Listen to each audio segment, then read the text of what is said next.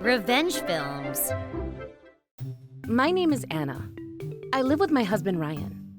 It's been 3 years since we got married, but because we don't have kids, I still have a job even after I got married. One day, when I got home from work, my friend from high school, Maddie, suddenly asked me out for a meal. Maddie would always text me abruptly, and she would just disappear again once she got a boyfriend, so she was disliked by the other girls. Considering how she got in touch with me, I guess she got dumped by her boyfriend, so I decided to make some time for her to tell me about it. When I arrived at the Italian restaurant at the time we agreed to meet, Maddie was already seated at a table, and I saw her waving at me. Maddie had been pretty since high school, and even at the age of 26, she was still breathtaking as always. It had been a while since we met, so when we were filling each other up about our life, I got to know that she just broke up with her boyfriend, which I had already guessed. He was a nice guy, but I got a bit worried because he didn't have a high salary. When I heard her say that, I remembered that she was a type who loved money. As soon as I told her that I was married, she asked me how much money he made. So when I tried to reply by saying 30, she repeated, 30 million? She got really interested. She didn't give me a chance to speak and asked so many questions like, Which company? How old is he? So I was taken aback. Then she repeatedly asked me, Can you introduce me to some guys from your husband's company? So I had no other choice but to invite her over next time. A week later, Maddie visited our house with full makeup on, as if she was about to go to a matchmaking party. And with that nasal voice she used since high school, she introduced herself. Nice to meet you. I'm Maddie, Anna's friend. My husband replied, Nice to meet you. And he somehow looked embarrassed. When I asked my husband to introduce her to some of the employees working at his company, while the three of us enjoyed our meal, he replied saying, There's no one who's single without a girlfriend. I'll get in touch with you if there's anyone, so can I get your line? It would be too much work for me to be the messenger owl between them, so I simply allowed them to exchange their line. But that was a big mistake. Since then, my husband would come home very late every day. I instantly got suspicious that he was meeting Maddie. But even when I asked him, "You're pretty late, where have you been?" I was visiting my parents. My friend called, so I went out with him. Like this, he wouldn't tell me the truth. I couldn't forgive Maddie for stealing someone else's husband, and I also couldn't forgive my husband who cheated on me with my friend. I planned to ask for compensation money once I got some proof, but I came up with another plan just then. That plan would allow me to get a divorce under the best circumstances. Since then, Maddie, who thought I had no idea about their affair, would confidently come over to my house saying, Can I hang out at your house today? I knew both Maddie and my husband were acting weird, but I pretended I didn't know and let them do their thing.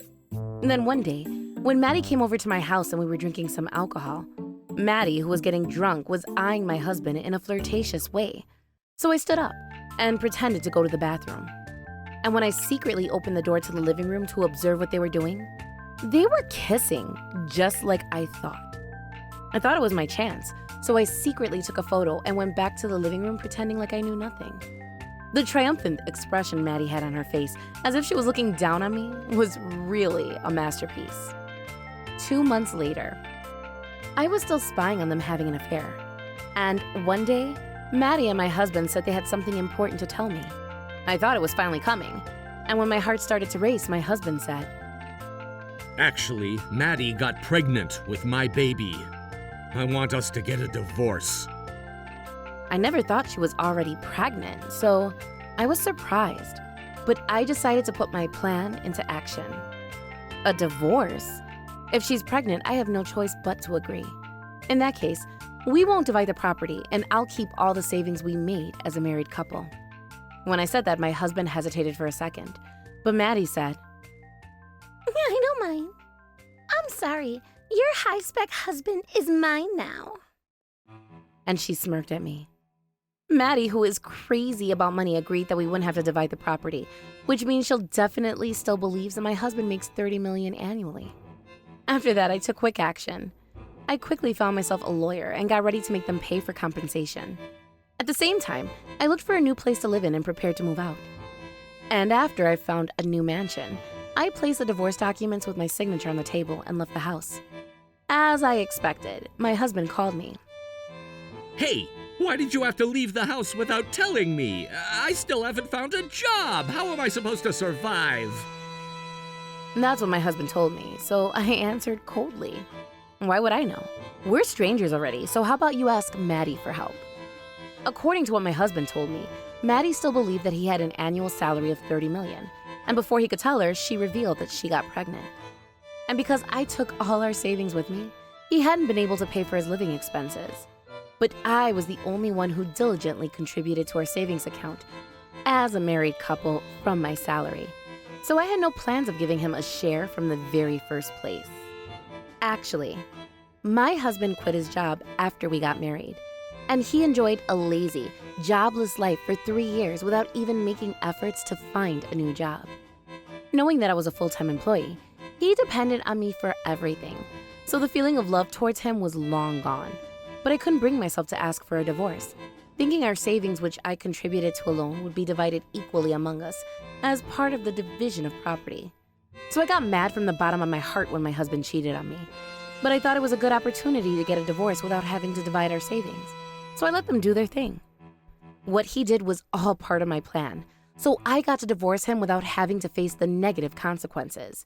So now I actually think I was lucky. But my revenge starts now. After I rejected him when he came to ask for my help, there was nothing he could do. And it turns out he borrowed money without telling Maddie. And whenever he became helpless, he would come to ask for my help again. When I demanded compensation money from him mercilessly, I guess he finally realized what he had done and called me again. I'm sorry. It's all my fault. I'll apologize, so please don't make me pay for compensation. My ex-husband, who begged and pleaded, looked very shameful and pitiful.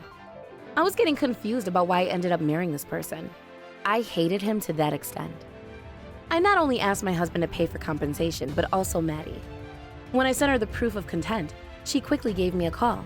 As soon as I took the call, she got furious and yelled. What do you mean by compensation? Is it true that Ryan is jobless? Did you lie to me about him making $30 million? I was trying to tell you that his salary was only $30, which he earned by cleaning the snow at my parents' house in the north. When I told her you're the one who misunderstood, she instantly got silent. And then she said, I'm pregnant now. I don't need a jobless baby daddy. So I told her that he was also in debt. Then she got even more furious and started making weird sounds, so I hung up. Then I blocked her number as well as her line. After Maddie gave birth to the baby of my ex-husband who was drowning in debt, she quickly got back to her job once she gave birth. My husband still had no motivation of working, so he had lived off of the money Maddie made from work. Their marriage life didn't work out, and they got a divorce within a year.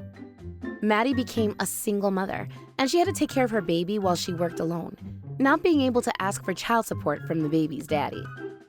On the contrary, my ex-husband still hasn't managed to find a job even after his divorce and was struggling to pay the money back while he lived a life of being in debt. As a result of not missing the deadline of payment continuously, the company contacted his family and his family broke relations with him. He had no one to depend on and the consumer credit wasn't enough for him, so he even started relying on underground moneylenders. I heard that he now works abroad and does really hard work, which we're not entirely sure about. And in my case, I started dating a man I met after my divorce, and we're growing our love, considering the possibility of remarrying him in the future. To make sure I don't fail my next marriage again, I really want to check if he's diligent with his job. How was today's video? If you enjoyed it, please subscribe, like, and leave a comment. Stay tuned for more.